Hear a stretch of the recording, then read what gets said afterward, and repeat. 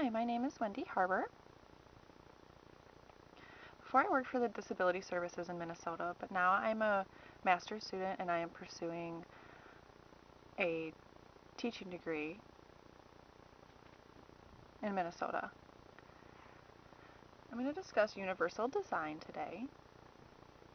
But before I do that, I wanted to give you a little bit of information, background information about myself. I graduated with a BA, a bachelor's degree in psychology, and I grew up in rural Wisconsin, and that's where I went to school. In the education system, the kids themselves, deaf and other disability students there, deaf handicap. One of the girls that I worked with there, she would go every day after school to a place called Have a Heart Farm. And that place was really amazing. It was a learning experience for me, both personal and professional learning experience for me. And what happened at the farm is I worked at the farm, and what happened one time, one of the kids there had a severe disability known as cerebral palsy, and the farm itself was not run well. And they do have other farms that were in Minnesota and Wisconsin, but so far they've all been shutting down. So for this one particular kid, there was physical therapy there, and Jen was one of the ladies that had set up Have a Heart Farm and was running the business there. And it was an amazing place because it was a place for kids to go and with disabilities. And the house itself was very accessible. They offered respite care for any children that needed it. You could have a disability or not have a disability. It really didn't matter, and you were able to go there and socialize. Also, you were able to they had storage areas and fields.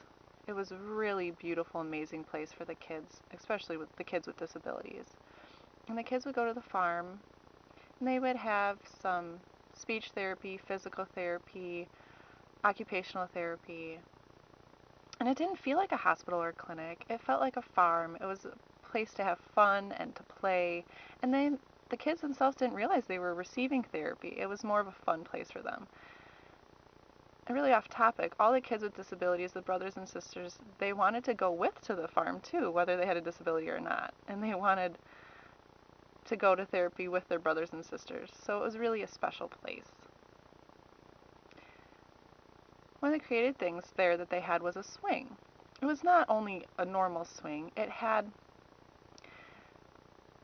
kind of had windows on it on each side, and you could lay on it and swing back and forth, and you could see out the windows. It was almost like you were in this little bubble, and you had walls on the side with the windows. It was really cool.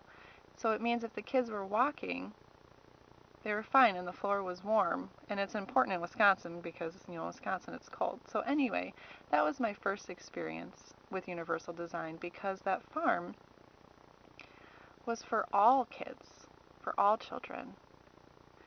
I'm going to really explain a little bit about my master's degree. Typically there's two models. We have the International Model of Disability and the Medical Model of Disability.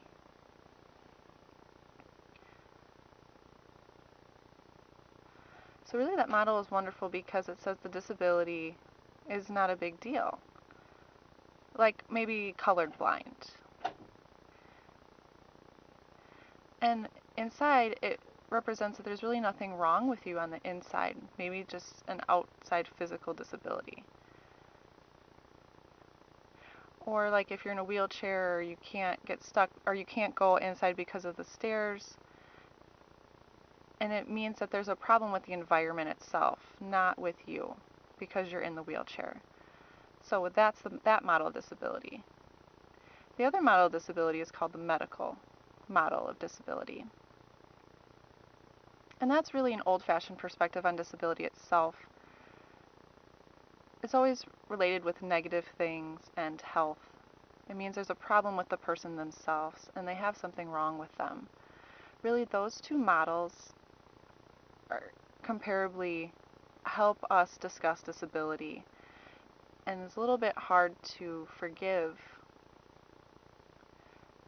and to discuss the disability itself and that topic. Really, for me, with those two models, so in the classroom, for me, it helps the teacher's attitude and change how she works with the kids a little bit. Helps with prep and changing the classroom and changing how it's set up for the kids.